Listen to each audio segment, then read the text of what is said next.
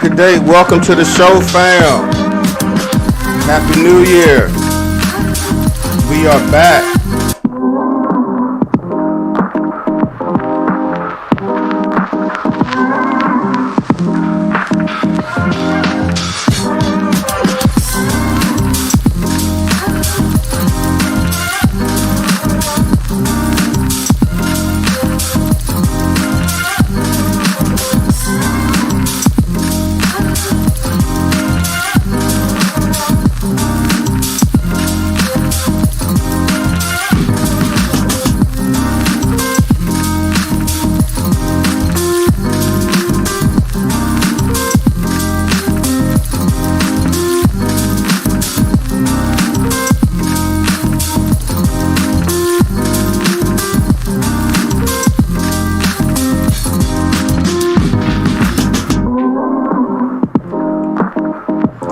Y'all back on the ride.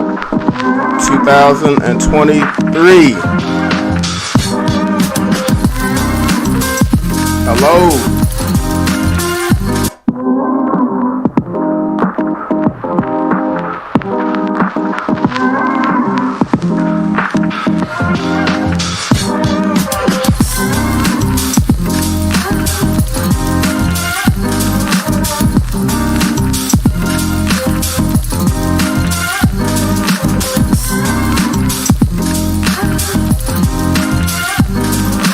More minutes for everyone to join in.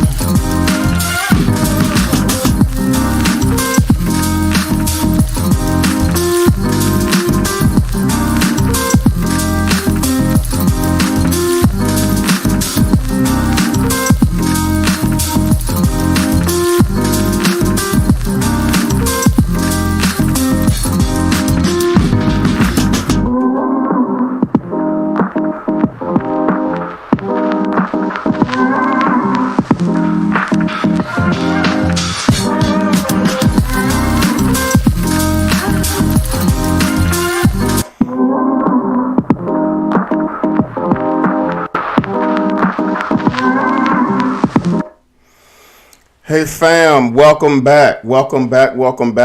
back to the Dr. Eric K. Coleman Show 2023 Season 2. We are here. And I'm so glad, I'm so honored and so privileged that you are taking the time out to join me today on the show as we continue this conversation about relationships, thinking different about relationships, this paradigm shift that we are on pertaining to our thinking. Now, again, I want to reiterate the sole purpose and the crux of this platform is not necessarily to look at the other person in relationships, to figure out what they aren't doing, to figure out how they are not adding value to you, trying to figure out, what are they not giving me? But fam, we really want to focus on what is it about us? How are we showing up in our daily relationships? What is it, some stuff that we are not dealing with pertaining to our past?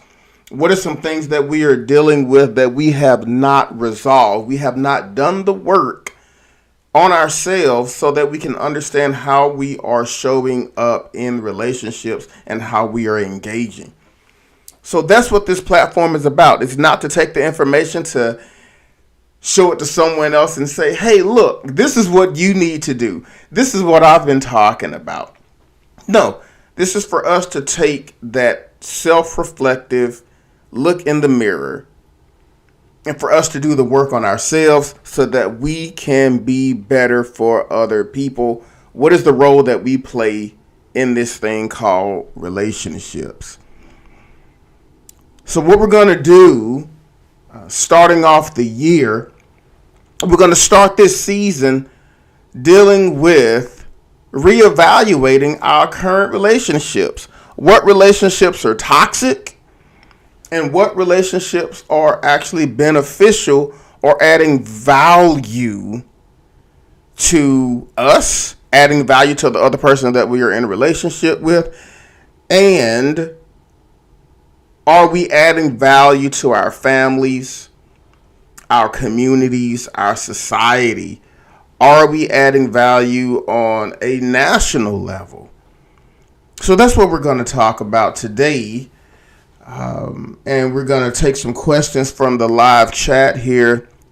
Also, what is it that we are doing? What is it that we are not doing in relation to making sure that we have sound and viable relationships in our lives? And this goes with chapter 1 of the book, Paradigm, Thinking Differently About Relationships. We can see here in chapter 1, it's all about this self-examination. The very first thing, this self-examination, if we're going to be talking about toxic relationships, getting rid of these toxic relationships in our lives and replacing them with productive relationships. That could be platonic, as far as friends. We can talk about relationships. And I'm going to hit on something here that's really going to cut a little deep. But when we're talking about family relationships, I'm not saying that we have to get rid of people, but it is nothing wrong with creating healthy boundaries for our mental health, our mental stability, for us to be able to, move and navigate through these relationships in our families. Because, hey, let's face it, the holidays just passed, Thanksgiving, Christmas, New Year's.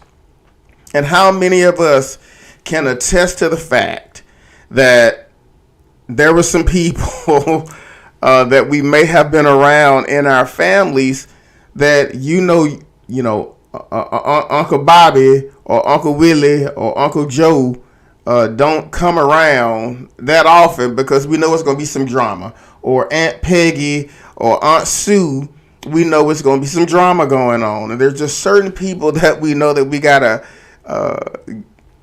get our mental focus together of what we know where we're going to have to be around these people for a period of time.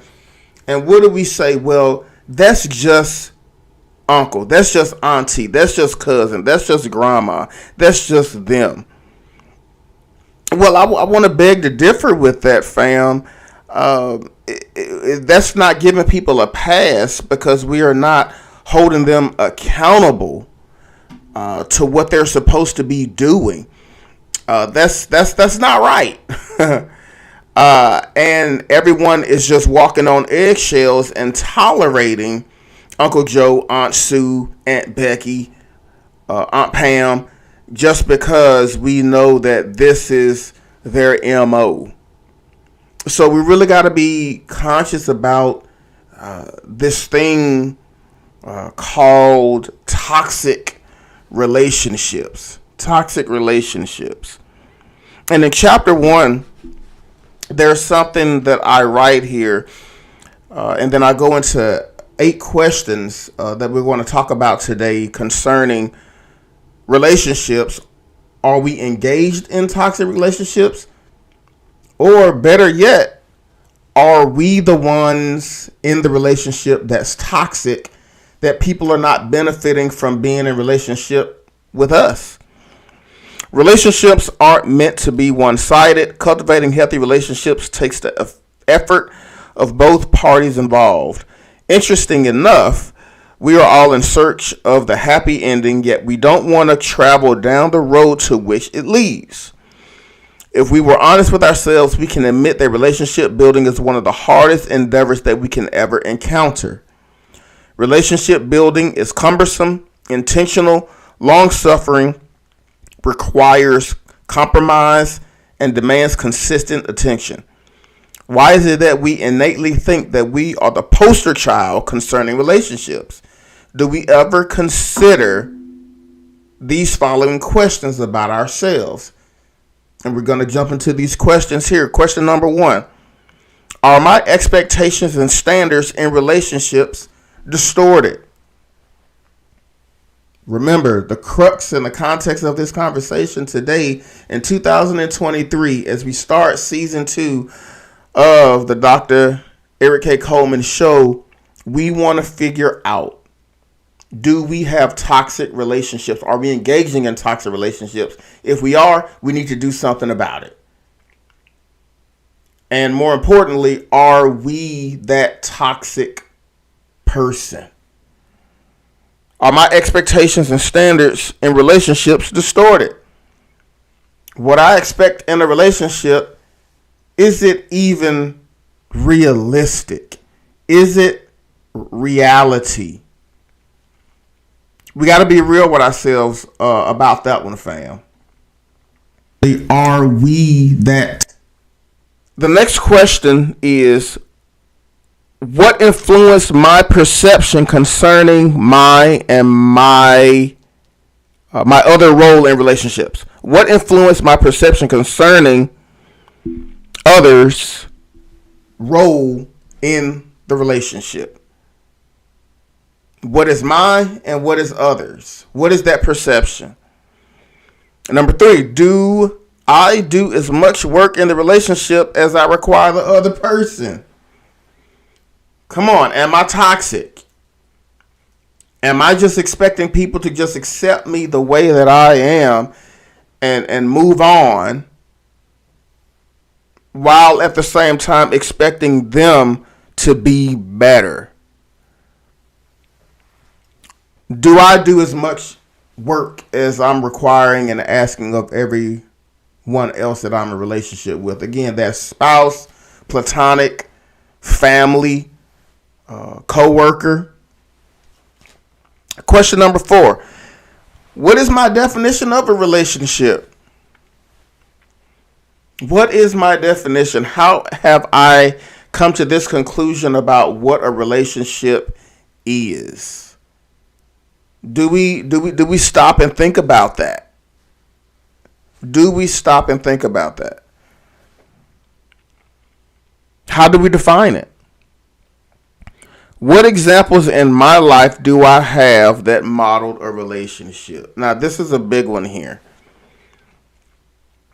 What experience in our lives have we come in contact with? How did we grow up? What were our models? Our parents, our grandparents, our aunts and uncles, people in the church, our community, in society. What have you been exposed to that will bring back to your remembrance as to how you have structured what relationships are, whether it's from a good place or for a bad place. What we experience sometimes is what we repeat, what we continue to replicate in society based off of what we were raised on, and it's something quite telling about that. What do we do with this information? What do we do with these lived experiences that we continue to model the same thing over and over again? Question number 6. Can I keep a relationship for an extended period of time? Are you jumping in and out of relationships? More specifically, when we're talking about the romantic kind, are you jumping in and out of relationships? And if so, I'm sorry to say it, ma'am, sir, you are the common denominator here. Again, maybe we are the toxic person in the relationship. And that's very difficult for us to fathom. I know that's a hard pill to swallow, that we may be the toxic person. But again, that is the whole point of these conversations, of this show, is that we come to grips.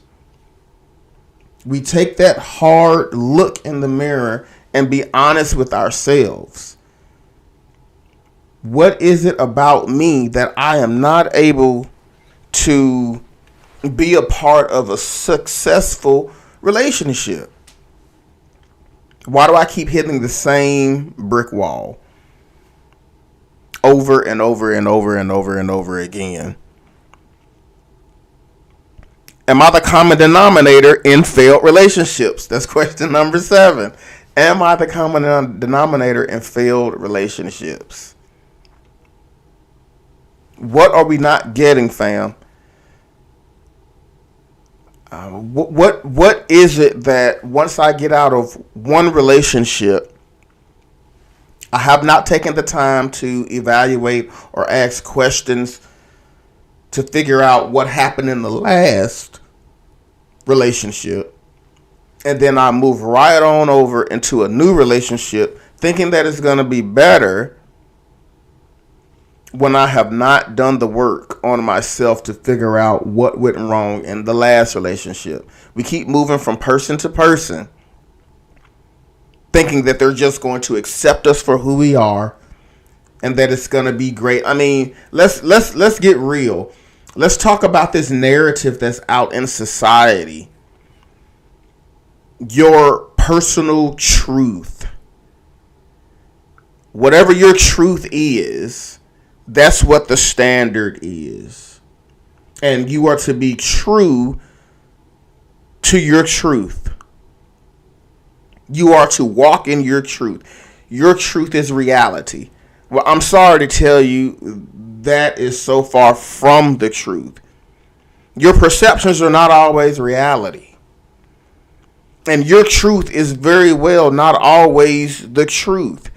Just because that's how you choose to be does not mean that other people have to accept you. Other people don't have to deal with you. Other people tolerate you. But then you flip it, you feel as if nobody knows me, no one understands me, no one cares. No, how can you expect someone else to understand you when you don't even understand yourself and you're not even real with yourself? You're not being real that you very well might be the toxic person in all of these relationships. If you're constantly getting the same result over and over, let's be honest, we might be the common denominator here. So are we doing people a disservice by them being in relationship with us? I know that's difficult to hear. I know that's hard. I had to live that myself. I had to experience that. Was I the toxic person in these relationships? Was I too critical? Was I too judgmental? Was I too rigid? Was I not compassionate or caring enough? Was I just so far removed from reality that I couldn't see the humanity in people? Yeah, that was me. And I still struggle with that sometimes. Arbitrarily placing off on other people the standard that I have set for myself and expecting other people to live up to that standard when honestly the standard has not even been communicated to them of what that is.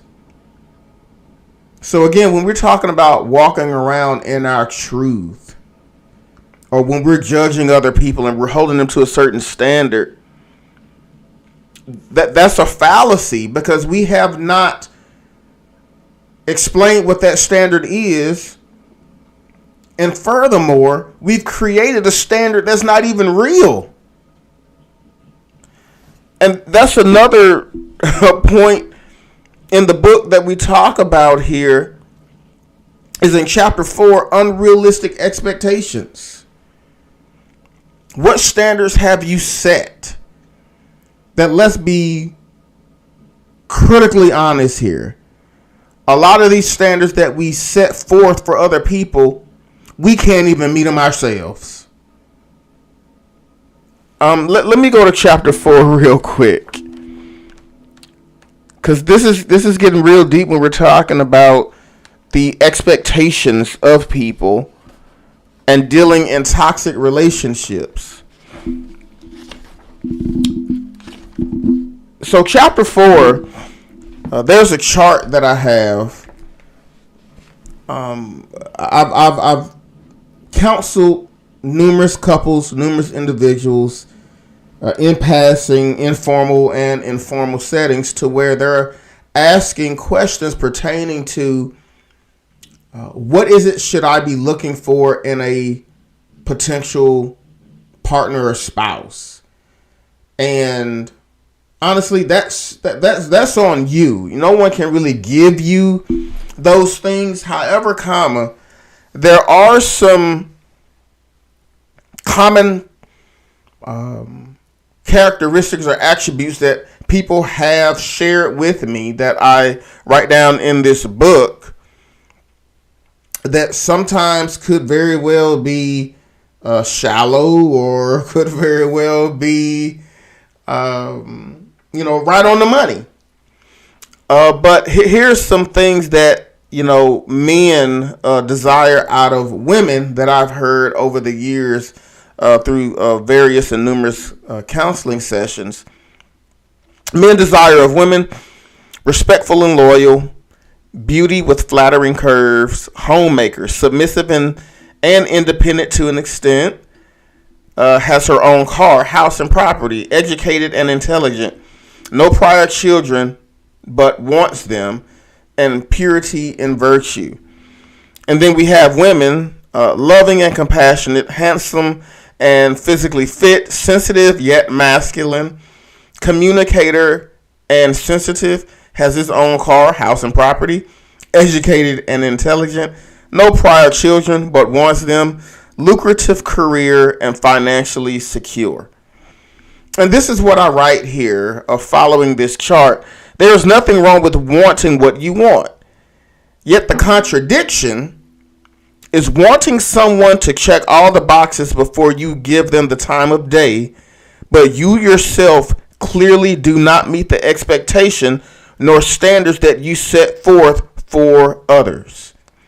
Isn't it funny how that works out all the time? We tend to want people to fix their issues on their own so that we can benefit from it. But again, are we doing the work on our end to make sure that we are presenting ourselves in fashion, in light, that is going to be advantageous of the other person? We want to remain toxic while the other person presents as valuable. We want to continue to take what's valuable from them, but we are not adding anything to the relationship, to the conversation, to the advancement, anything of that sort, anything of that nature. This is what we're talking about, fam. Are we doing the work? Paradigm. And when we talk about paradigm means a systematic way of thinking in society that has been accepted by society. And what we're trying to do with this platform here is to reshape our thinking. And on a micro level, one person at a time, that hopefully eventually, as we make this shift in our thinking individually, this thing spreads and it replicates. So it starts with us, and then once people see the change in us and how we're thinking about relationships, how we're approaching relationships, how we're doing the work on ourselves, it then rubs off on other people in our families, in our homes, on our jobs, in our relationships, in our communities, in society, nationally, globally. That's the work that we're doing here. And I want to make sure that I continue to put out content that reflects that as such. Not constantly worrying about what the other person is doing. Not worrying about what they necessarily are bringing to the table, because let's be honest, once you have agreed to be in a relationship with someone, the question about what can you give me is really a minute point. You should have been asking that in the beginning. But now that we have decided to engage into this relationship, we're in it deep now. We're in it 1, 2, 3, 5, 7, 10 years. And we're wondering why we're not going anywhere, why we're not moving, why we're not progressing, why things are not shaping up the way that it should be shaping up.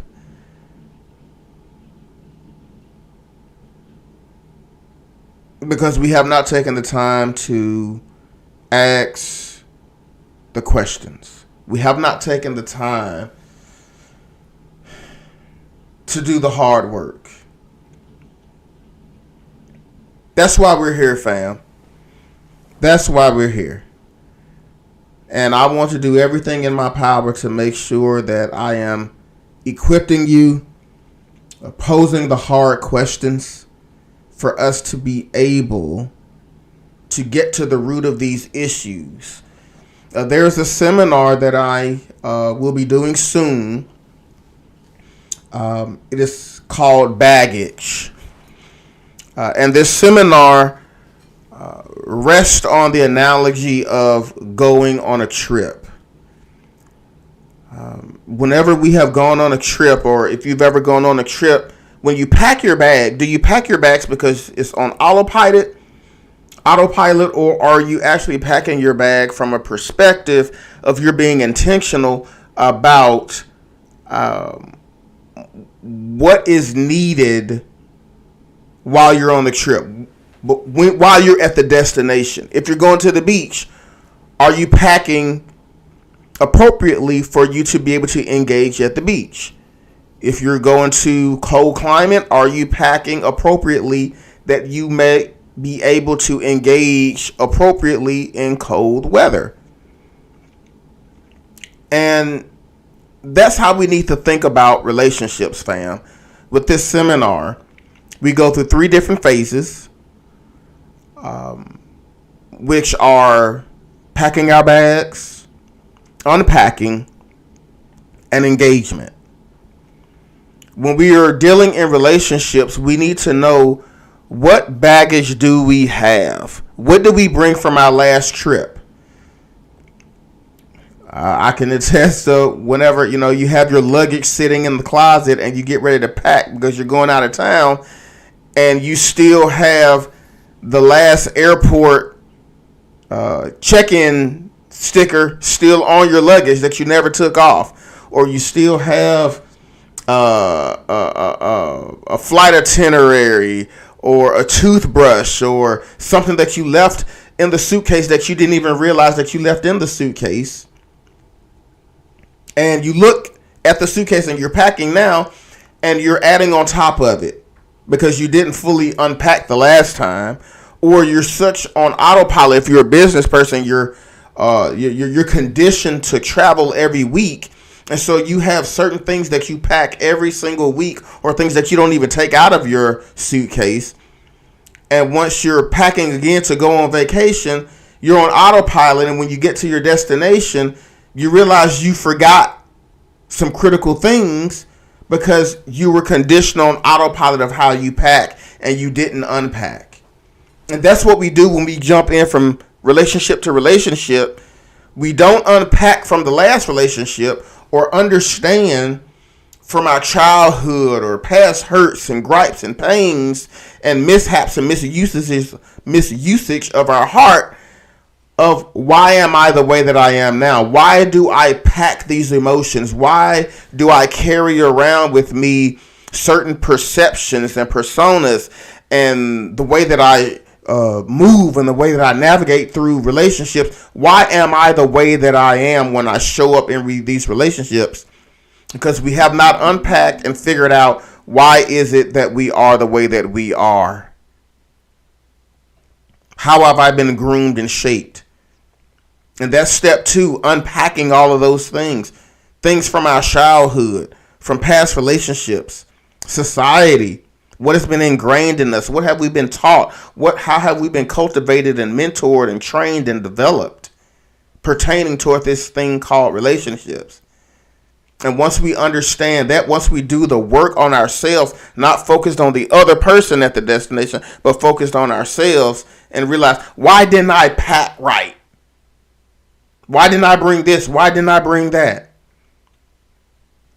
And when you get to that destination and when you realize that you didn't bring your underwear, you didn't bring your toothbrush, and you go to this tourist destination and you go into that convenience store and you see that this toothbrush is $5 versus back home, if you got it, the toothbrush would have been $2. And that's what we do in relationships. When we get into relationships, now that because we are in the relationship and we have to figure out by the seat of our pants and by fight or flight, we got to figure out how do we stay in the relationship because we didn't do the proper pack and the proper work. We're arbitrarily doing things that are costing us a heavier price than if we would have done the work before we engaged in the relationship. We would have been able to enter into the relationship differently and prepared and ready, and it would not have cost us so much. It would not have cost us so much time, money, resources, heartache, and pain, in alignment with the example of the toothbrush. If we would have gotten it from home or gotten the lesson then or bought it at home at $2, we wouldn't be paying $5 when we're at the destination. And then finally, fam, the last part of the seminar is going to be the engage part. Now that we know all of this information, what's in our backpack, we've unpacked it to figure out how it even got there in the first place, and did I pack appropriately? Now we are able to see how we engage at the destination or engage in the relationship. So think about that, fam. How do you pack? What's in your backpack? What is that baggage that you carry into relationships? Have you done your homework to figure out why that stuff is in your backpack? Did you pack the right stuff? Are you loving, compassionate, caring, patient, gentle, supportive? Are you a good listener? Do you have the right expectations? Are you living up to the standard that you're expecting of other people? Or did we pack the wrong stuff? Are you intolerable? Are you impatient? Do you complain all the time? Do you take and not give anything in return? Are you jumping from relationship to relationship? Is the onus and the responsibility and the accountability on everybody else aside from yourself? Are you expecting for people to just accept you the way that you are, but expecting everybody else to change? Are you that toxic person? And how are we engaging in relationships on a daily basis, fam? What are we doing? And that's the work that we need to do. That's the work that we need to be mindful of.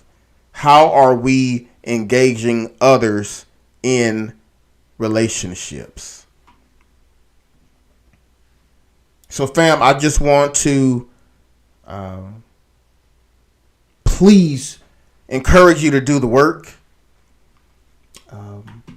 Be true to yourself. Be true to who you are, in essence of understanding what work it is that you need to do.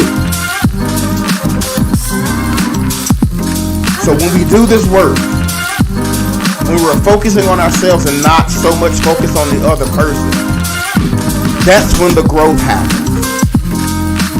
And when we're growing, we can be beneficial in our homes. We can be beneficial to our families. We can impact our communities. We can impact society. We can impact this country, this nation. We can take this thing on the global level and make this thing go universal. It's that paradigm shift. So fam, until next time, make sure that you are continuing to think differently about relationships.